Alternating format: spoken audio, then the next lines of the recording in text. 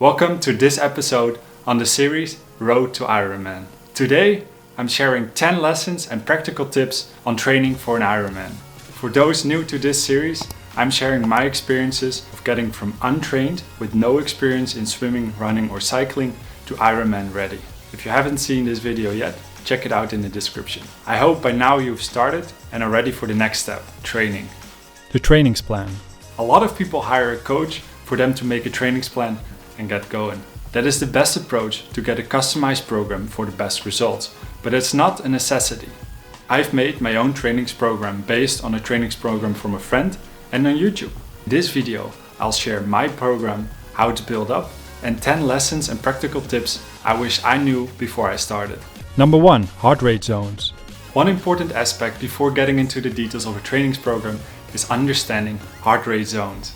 A trainings program contains different exercises with different levels of intensity. How would you determine how hard to exercise, and how do you know you're training too hard or not hard enough objectively? The heart rate zones are a measurable way to define how hard to train and allow you to assess the effort through monitoring throughout the workout. It is important for two reasons. 1. Training specific aspects of fitness such as endurance or cardiovascular strength in a controlled way for optimal growth and more efficient training.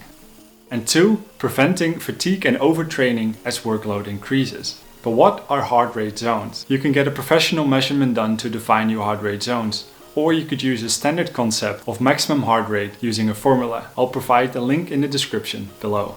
Following this standard formula, my maximum heart rate is 187. Zone 1 is considered a target range for warm-up and recovery work and should be about 50 to 60% of your heart rate max. For me, that would be 127 to 137 beats per minute. Zone 2 is considered a target range for aerobic and base fitness work and should be about 60 to 70% of your heart rate max. For me, that would be 138 to 150 beats per minute. Zone 3 is the range for aerobic endurance work and should put you at about 70 to 80% of your heart rate max. For me, that would be 151 to 164 beats per minute. Zone 4 is the anaerobic capacity, the limit of energy your body can produce using anaerobic means, and should be about 80 to 90% of your heart rate max. For me, that would be 165 to 175 beats per minute. Zone 5 is the target zone for short burst speed training and should be about 90 to 100% of your heart rate max. For me, that would be 175 to 187 beats per minute. What do these heart rate zones mean? Heart rate zone training revolves around the concept of aerobic and anaerobic training. Aerobic means with air and refers to the body producing energy with the use of oxygen. Anaerobic means without air and refers to the body producing energy without oxygen, primarily using glucose. Aerobic training is good for building endurance and improving your cardiovascular and respiratory function. This means that your heart and lungs become stronger and more efficient, enabling you to train harder and longer as your fitness levels improve. Anaerobic training is performed at a harder intensity than aerobic exercise and is a fantastic way to boost speed and power once a baseline aerobic level of fitness is achieved. Triathlon training is around 80% of the time in Zone 1 and 2 and around 20% of the time in Zone 4 and 5. Number 2. Base, build and taper. The trainings program is split up in 3 phases: base, build and taper. Base phase. The duration of this phase typically lasts 8 to 12 weeks. Depending on the athlete's starting fitness level. The goal is to build a foundation of aerobic endurance and durability. The focus of base phase is using lower intensity and higher volume training where heart rate, power and pace are generally kept in Zone 1 and 2. Another key focus in base phase is skill and technique improvement at the lower paces and implementing strength training to avoid injury and build up strength. Build phase. This phase also generally lasts about 8 to 12 weeks following the base phase. The goal is to increase endurance and work with sessions designed to mimic race conditions. The focus of build phase is on intensity and race pace efforts, including race intensity, distance and scenarios. For example, hill repeat workouts for hilly races. The training focuses on increasing speed and power. Brick workouts are implemented, which is combining 2 disciplines back to back, especially bike to run to simulate transitions. The taper phase. The duration of the taper phase might last 1 to 3 weeks before the race. The goal is to allow the body to recover and consolidate the gains from training, ensuring you are rested and ready for the race day. The focus of the taper phase is reducing the volume of the training significantly, usually by 40% of the build phase volume, while maintaining some intensity to keep the body sharp. From personal experience, I would also add a few weeks prior to get familiar with swimming, running and cycling. Looking at my trainings plan, I trained 5 days a week for 3 weeks in my startup phase. In hindsight, it may have been more advisable to do only 2 to 3 days a week in the startup phase. After that, I trained 5 days a week for 9 weeks as a base phase, followed by 6 to 7 days a week for 10 weeks as a build phase and 2 weeks as a taper phase. And when you combine frequency and duration, you get training volume. And if you divide the volume over the 3 sport disciplines, you spend about 50% of the time on the bike and the rest is equally split between swimming and running. Number 3. Training time and weeks. How long does it take to train for an Ironman? This all depends on your current fitness level, your goal, and the amount of time you have to train. An Ironman triathlon trainings guide ranges from 6 to 12 months. I'm following a 20-week training program for my first half Ironman event, and after that another 20-week trainings program for my first full Ironman event. How many hours a week should you be training for an Ironman? As a general guideline, training for at least 8 to 15 hours a week is recommended to prepare for an Ironman triathlon. This can involve 4 to 6 days a week with longer sessions on the weekend. Number 4. Periodization. Periodization is a cycle of 4 weeks where the duration, load and volume of the training slowly builds up before the training variables are dropped down again. The goal here is to allow your body to adapt to higher intensities in the hard weeks and lower intensities in the recovery weeks, rather than exercising only at moderate intensities.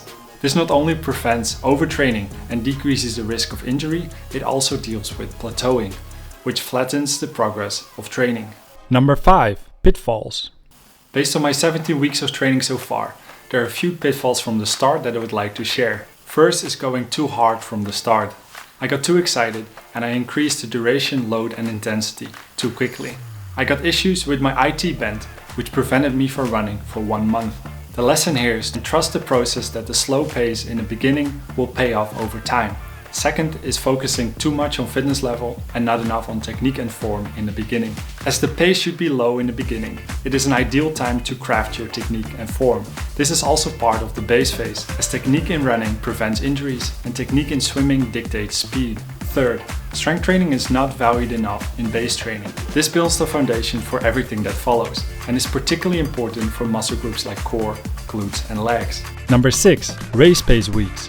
What I've personally found really beneficial are race pace weeks. As the trainings program is following a 4-week cycle, either the week before or after recovery week, I would include a week in the program that is focused on simulating race events. In other words, I would swim a 1900 meter half Ironman distance at a timed race pace. First, it provides measures in your program to allow assessing progress over time. Second, it gets you ready for race events early on, and it allows to tweak your program based on real scenarios. Number 7. Olympic distance. Towards the end of my build phase, I've included an Olympic triathlon distance in my training. This can either be an official event in your area or simply a private event that you create yourself. The benefit here is to practice the transition between the different disciplines, to experiment with nutrition, and to feel what it's like to transition between swimming, cycling and running. It also allows you to feel without consequence. Say you forgot your nutrition on one of the transitions, that's fine as long as you take that lesson learned and take it to the main event. Number 8. Journaling and Garmin. The training for an Ironman by itself is an endurance event. That's a significant amount of time and work every week. In the beginning, it's particularly fun as you see progression right away. At some point, the progression becomes marginal and it's difficult to see how far you've come. And that is why I'm keeping my journal. Every workout I would write down my efforts and whether it was a good or a bad day. If I now go back 3 months in time, I can exactly see what my efforts were 3 months ago. It keeps track of progress, it keeps track of performance and it acts as a motivational boost. But maybe even more importantly, I have a printed version of my trainings program where I simply check off every workout that I do. And that not only helps in terms of motivation, but it also keeps me going in days that I don't really feel like it. Finally, we've talked about heart rate zone training and tracking progress. I do that with my Garmin sports watch. It's perfect to keep track of your laps in the pool, to time the laps that you swim, and to keep track of your heart rate during running. My watch also keeps track of my sleep and other performances throughout the day. Number 9. Core, glutes and stretching. The muscle groups that are important in all disciplines of the triathlon are core and glutes. It are the muscle groups that caused my IT band injury and prevented me from running for 1 month. That's why I'm doing every week a core and glute exercise. And exercises that I found particularly useful are the following. Side plank rotations, which I do 15 to 20 repetitions per side. Leg abduction, for which I do 15 to 20 repetitions per side. Plank hold or plank kicks, for which I do 40 kicks or 90-second hold. Single leg squats, for which I do 12 to 15 repetitions per leg. Weighted walks, for which I do 50 meters with 20 kilograms per side. And last, glute bridges, for which I do 15 to 20 repetitions. Usually I perform this round 2 to 3 times before each bike or run session on the weekend. And after each workout, I like to do simple stretches with my foam roller. Number 10. Why you never skip. With a Trainingsplan covering 6 to 7 days a week over a period of 20 weeks, it's really easy to have moments where you really don't feel like working out. Believe me, I've been there. But I'm a strong believer that you should never skip a workout, regardless of the reason. And that is for 2 main reasons. First, training for an Ironman is as much mental training as it is physical training. You need to train your mind to push through the moments where you don't really feel like doing it, as there will be moments in the race where you also don't feel like you can do it anymore. And second, training for an Ironman to a large extent depends on the concept of compounding benefits. As you do not skip that one day in the week, you may have become a percentage better that week. The next week, you build on top of that 1% with another percentage. Because training for endurance events is not about making the big decisions, it's about being consistent in making the smaller decisions.